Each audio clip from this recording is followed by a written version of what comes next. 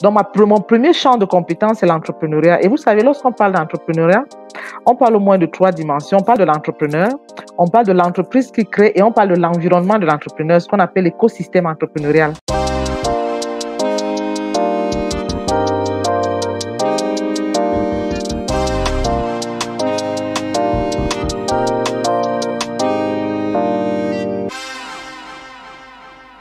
Une fois de plus, bonsoir professeur et bonsoir à tous. Et merci professeur d'avoir accepté l'invitation. Nous sommes vraiment honorés de vous avoir. C'est un plaisir de partager ce moment avec vous. C'est pas toujours courant, il faut le reconnaître. Alors, je suis Kevin Mwanda. Pour ceux et celles qui ne me connaîtraient pas, je suis Kevin Mwanda. Je suis ingénieur en France. Je suis aussi le promoteur de l'initiative Wonder Show, qui prend son sens de Wonder et de Show. Wonder en anglais, c'est merveille, et Show, c'est montrer. Donc, c'est vraiment une initiative qui invite tout un chacun, qui invite la communauté africaine de manière plus particulière à exploiter ses potentialités, à les exprimer pour le développement de notre continent. Ça, c'est vraiment la vision. Mais de manière pratique, nous parlons d'entrepreneuriat, de leadership, d'art oratoire, de communication. Nous abordons également des sujets de société. Donc, nous avons jugé à vous avoir ce soir au regard de votre parcours qui est juste impressionnant, qui est juste waouh. Vous êtes en même temps professeur à Yale University, professeur à l'université de Yaoundé 2 au Cameroun, pour ceux qui ne savent pas, entrepreneur, auteur, expert en management, coach en programmation neurolinguistique. Je pense que la liste est trop longue. C'est vraiment un honneur pour nous de vous avoir. Durant ce live, nous allons principalement parler de quatre principaux types de thématiques. Nous allons parler déjà de votre parcours. Nous allons dérouler votre parcours ensemble. Ensuite, nous allons parler de votre combat pour l'émancipation des femmes en Afrique en général et au Cameroun en particulier.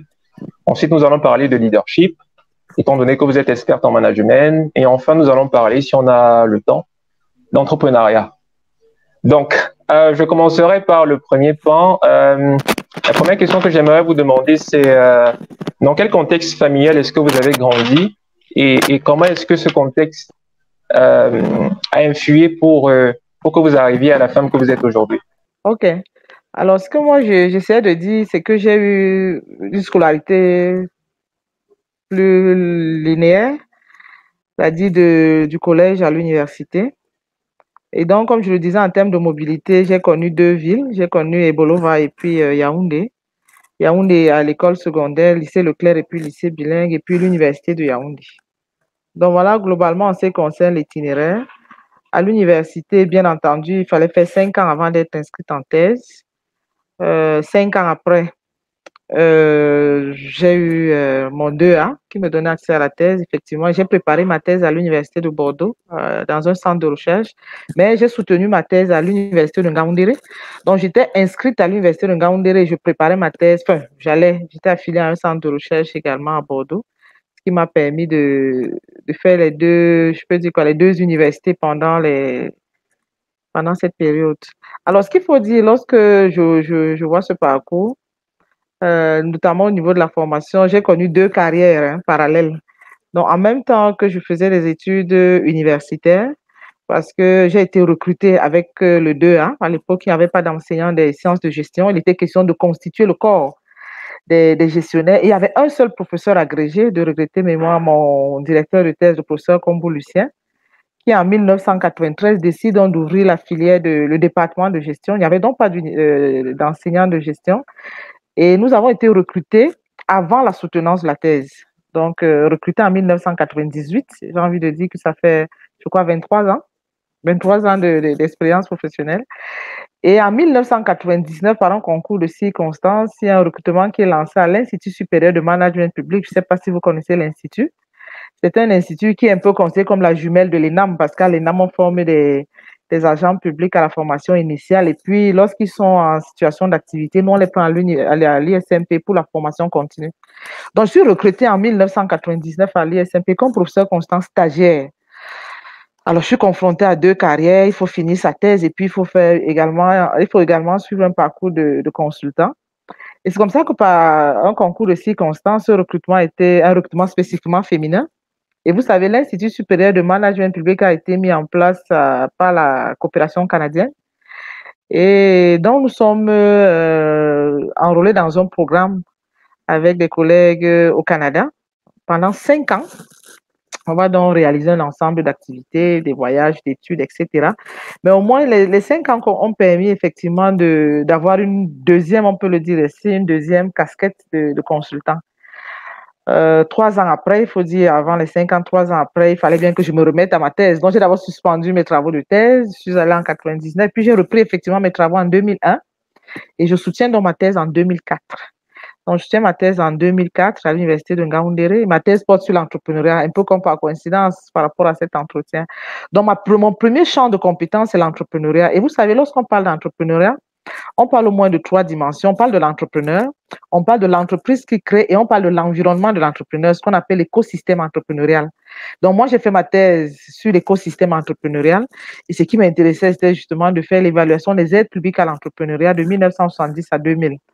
Donc, voilà le thème de ma thèse. Je soutiens donc ma thèse en 2004. Et puis, comme normalement dans le parcours universitaire, je bénéficie d'une bourse. On appelle ça une bourse de postdoc, donc postdoctoral. Comme par coïncidence aussi, je suis bénéficiaire d'une bourse également au Canada. Donc, je me retrouve avec 2 bourses à réaliser, dont 6 mois au Canada et puis 1 an en France. Bon, il faut dire que c'était un peu une chance aussi. Donc, je fais mes deux stages en France et au Canada. 2006-2007, je peux dire à l'extérieur, et puis je reviens en 2007 pour reprendre normalement ma carrière. Donc, voilà, globalement. D'accord, d'accord, d'accord. Est-ce que durant ce parcours, vous avez été confronté à des difficultés, des frustrations? Si oui, comment est-ce que vous avez réussi à surpasser ces frustrations pour atteindre vos objectifs? Bon, il y a eu toujours beaucoup bon, j'appelle ça des contraintes, hein, parce que c'est un parcours normal. Tout parcours a un ensemble de contraintes. Des contraintes qui peuvent déjà être des contraintes personnelles, parce qu'il faut dire que j'ai une fille, j'accouche en 1997. Donc, 1 an avant d'être recrutée, donc je commence en réalité ma carrière et même mes travaux de thèse avec un bébé. C'est pas toujours le plus évident. Vous avez demandé comment on a pu gérer ces contraintes. Heureusement, ma maman était encore vivante, donc je lui file la patate chaude. Dans tous les cas, elle m'accompagne dans ce processus, donc je peux me mouvoir sans véritable inquiétude, parce qu'il faut dire que la petite, elle est encore très jeune, elle a 1 an. De sa première année à sa 5e, je ne suis pas sûre d'avoir été très, très présente. Malheureusement, il fallait enjamber un ensemble d'activités. Et bon, ma maman était là. C'était quand même une contrainte. Je n'appellerais pas ça une frustration, mais une contrainte forte. Il faut quand même le dire. Deuxième contrainte également, il faut dire que la carrière universitaire est assez contraignante. Elle est assez contraignante. Surtout en début de carrière, ça demande beaucoup de déplacements jusqu'à maintenant d'ailleurs. Il faut se déplacer, il faut aller à des colloques, il faut aller. C'est une mobilité, il faut être habitué à la mobilité pour réussir ce type d'activité. Au départ, ça peut donner l'impression en réalité qu'on n'a pas construit quelque chose de stable parce qu'on est à peine 3 mois sur place, 6 mois, etc. En même temps, quand on est jeune, ça fait plaisir. Ça fait beaucoup de découvertes. Mais rendu 5 ans après, 6 ans après, 7 ans après, on a l'impression d'être resté dans les airs, quoi. Donc, le premier choc que moi je vis, c'est de dire, mais au fait, j'ai fait tout ça au plan de la carrière, c'est bien beau, mais au plan social, finalement, vous vous retrouvez avec un bébé, sans mari, on a l'impression d'avoir négligé un pan de la vie, on commence à culpabiliser.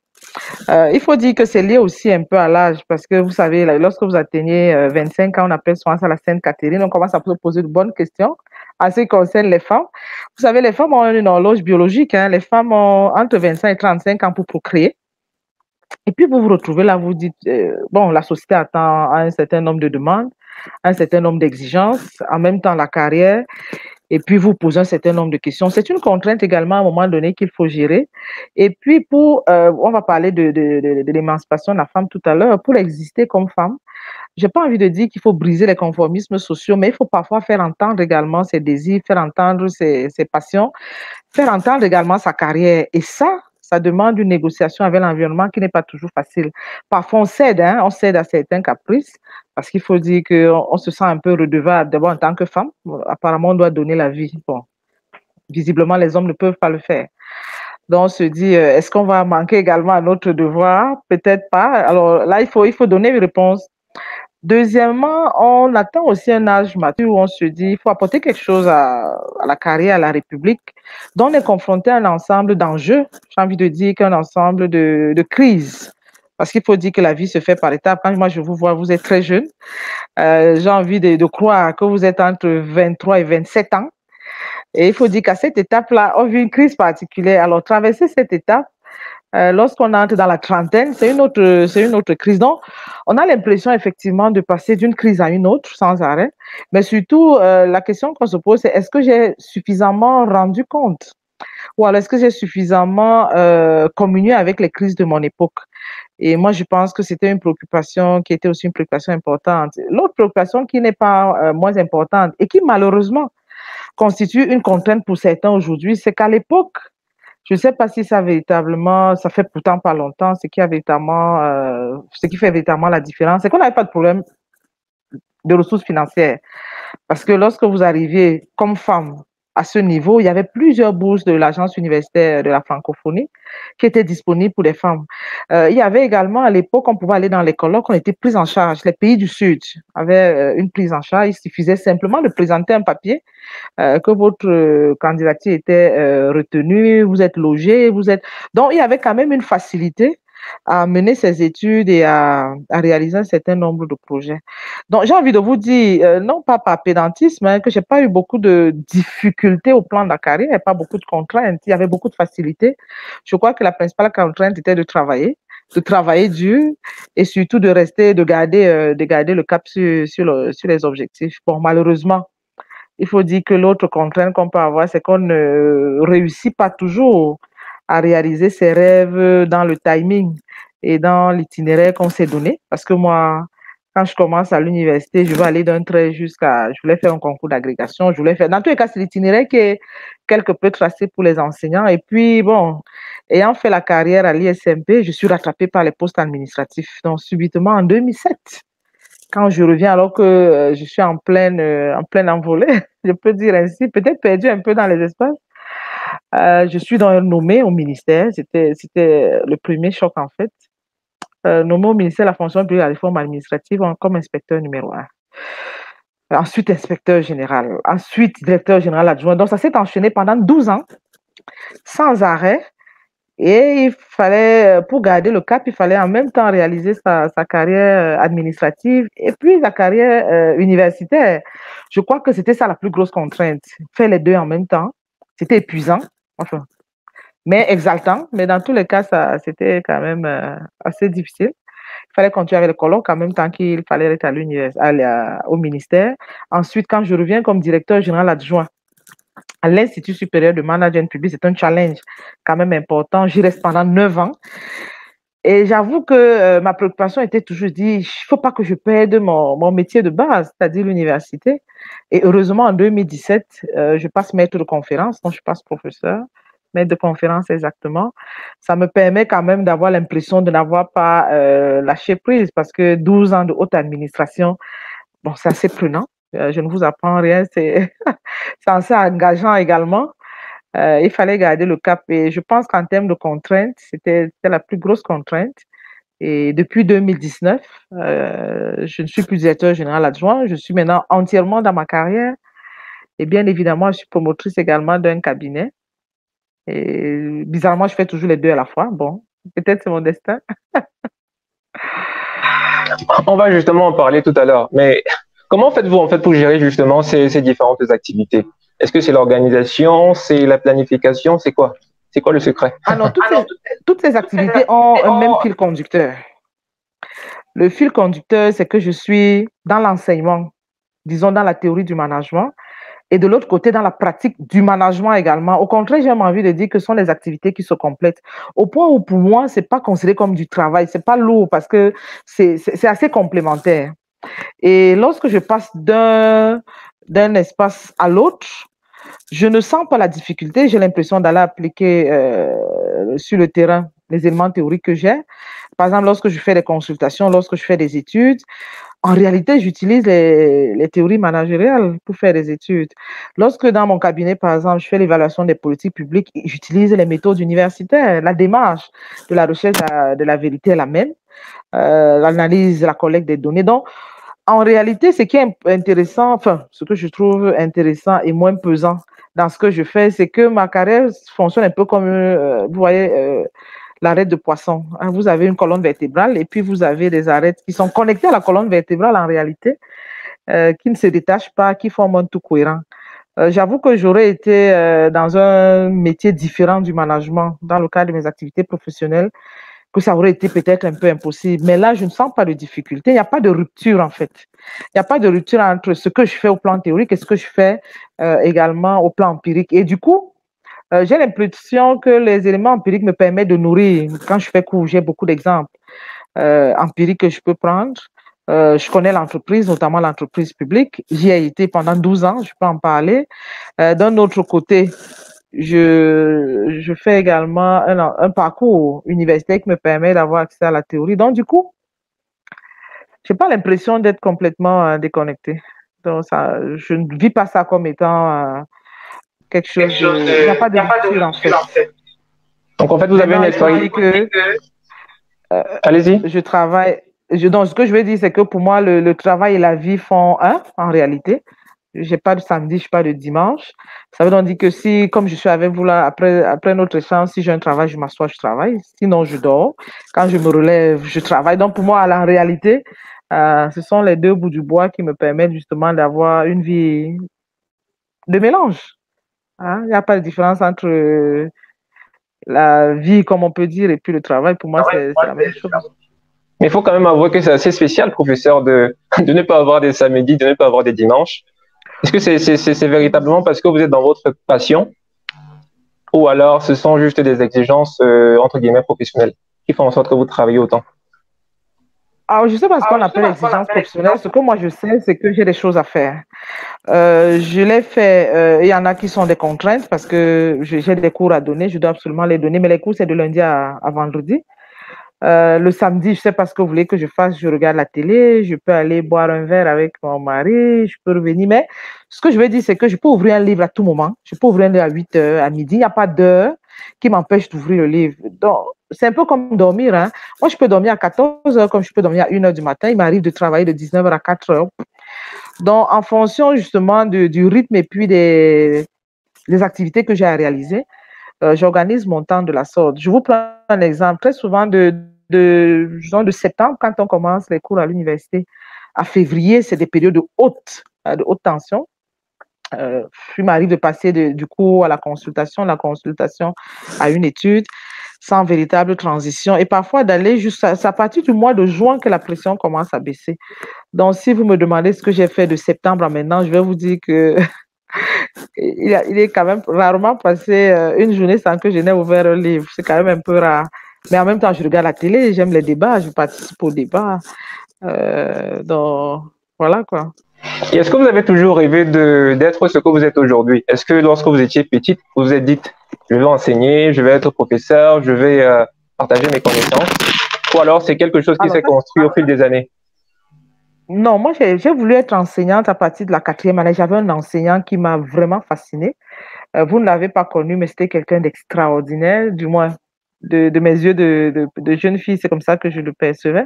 Le professeur Georges Gango, c'était vraiment quelqu'un de... quand il parlait, il était un savant, quoi. Donc moi, je rêvais en fait d'être comme lui. C'est lui qui m'a donné envie de rester enseignante, pour dire honnêtement. Il faut dire que lorsqu'on arrive en 3e année, on a la licence. Bon, il y a les concours qu'on peut faire, il y a le concours l'ENAM, il y a le concours l'école normale.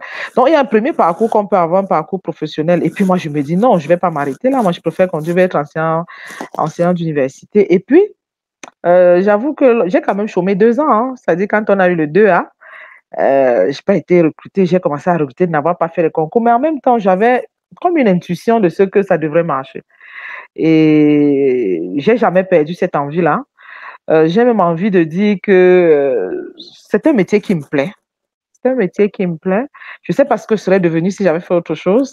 Dans tous les cas, à chaque fois que je suis attirée par autre chose, comme ça a été le cas de l'administration, je n'oublie pas cette racine-là. Et je pense que si j'avais voulu rester dans l'administration, j'y serais encore.